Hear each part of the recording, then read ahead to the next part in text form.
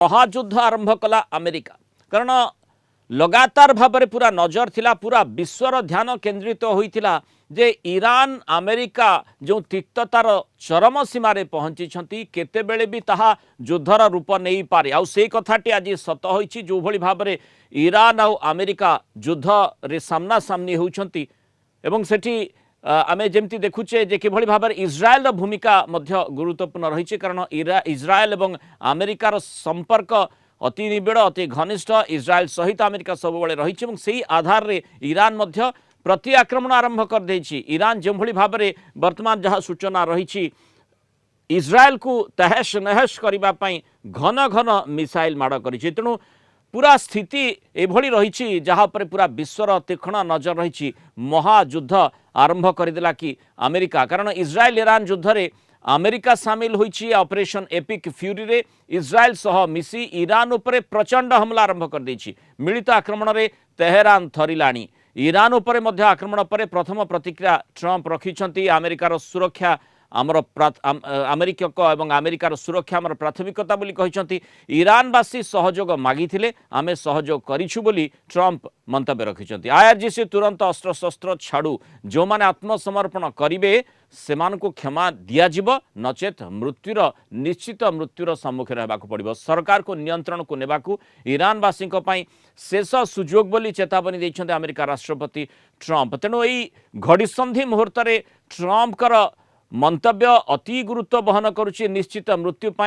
प्रस्तुत रुह। ट्रंप एभली भयंकर चेतावनी शुणाइछंती आमे ईरान क्षेपणास्त्र नौसेना को संपूर्ण भाव छारखार करदेबू। ट्रंप एभली बयान रखिछंती आमे सेमानकर क्षेपणास्त्र गुडी को नष्ट करबाकू जाउछु एवं सेमानक क्षेपणास्त्र शिल्प को माटी रे मिसेई देबू एभली ट्रंप दृढ़ोक्ति प्रकाश करिछंती। आ संपूर्ण भाव शेष होई जिवो बोली कहिछन आमे सेमानक नौसेना को मध्य संपूर्ण रूपे विनाश करदेबू। राष्ट्रपति डोनाल्ड ट्रंप कहते आत्मसमर्पण कर नचेत मर निश्चित मृत्युर सामना कर। ईरान सेना को ट्रंप एभली चरम बाणी शुणाई अस्त्र छाड़ी दियो नचेत मृत्यु पाई प्रस्तुत रुह। इस्लामिक रिवोल्यूशनरी गार्ड आईआरजीसी समस्त सशस्त्र बाहिनी एवं पुलिस बाहिनी सदस्य मानकु मु आज राति रे कहूची तुमे माने तुमर अस्त्र रखी दियो अस्त्र छाड़ी दियो और यार विकल्प होछि निश्चित मृत्युर सम्मुखीन हेबा। जदि अस्त्र न छाड़िबो ताहले निश्चित मृत्युर सामना करबा को पड़िबो। राष्ट्रपति डोनाल्ड ट्रंप एभली धमकपूर्ण वार्ता दैछंती ईरान रिवोल्यूशनरी गार्ड को। राष्ट्रपति डोनाल्ड ट्रंप निश्चित मृत्यु पाई प्रस्तुत रुह बोली पूरा कड़ा चेतावनी शुणाइछंती ईरान एवं ईरान रो जो रिवोल्यूशनरी गार्ड जहाँ युद्ध क्षेत्र को ओल्लैछि कारण इज्राएल उपर मध्य जोरदार हमला आरंभ करा जायछि। ट्रंप कौन कहिछंती सुनिने। We began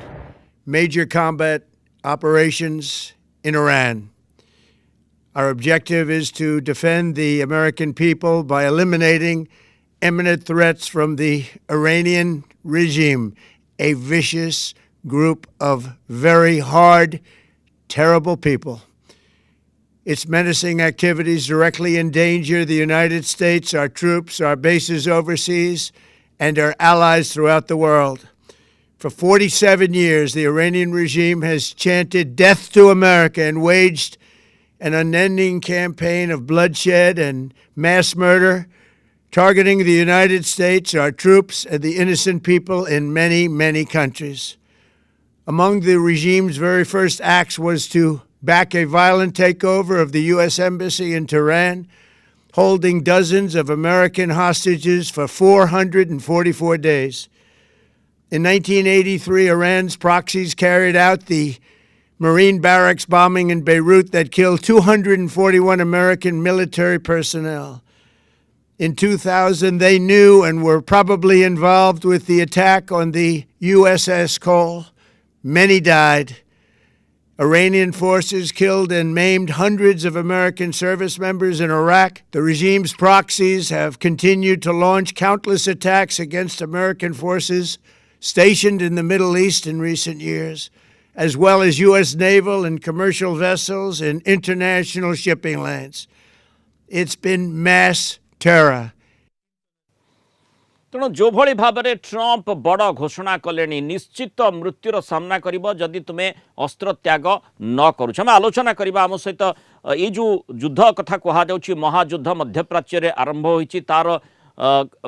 ଆଗାମୀ ରଣନୀତି କ'ଣ ହୋଇପାରେ ଏବଂ ଯେଉଁଭଳି ଭାବରେ ସିଧାସଳଖ ट्रम्प जो धमकती देइछंती एपिक फ्यूरी ऑपरेशन आरंभ करिछि अमेरिका एवं एपटे operation roar of lion Israel पक्षरु आरंभ करा जाइछि उभय ऑपरेशन रो इंपैक्ट ईरान उपर किभଳି भाबरे रहुछि एवं ईरान ताकू केते मात्रा रे रिटेलिएट करि परिबो हम सहित अंतर्जातीय व्यापार विशेषज्ञ डॉक्टर विनोद मिश्र जोडिछन। डॉक्टर मिश्र स्वागत करिबा आलोचना को जो भଳି स्थिति हेछि महायुद्ध मध्यप्राच्य आशंका तो यथेष्ट करा जाउतला कारण जो भଳି भाबरे केवल नाम मात्र आलोचना टेबल को उभय पक्ष ओल्हेइथिले तीन थर आलोचना करागला किंतु कौन से निष्कर्ष बाहरलानी बाहर ना बोली आशंका करा जाउतला कारण अमेरिका ता जिद्रे अड़ी बसैथिला एपटे ईरान कहूतला जे जहाँ अमेरिका कहूची संपूर्ण मिछ आमे न्यूक्लियर अस्त्रशस्त्र व्यवहार करूना किंतु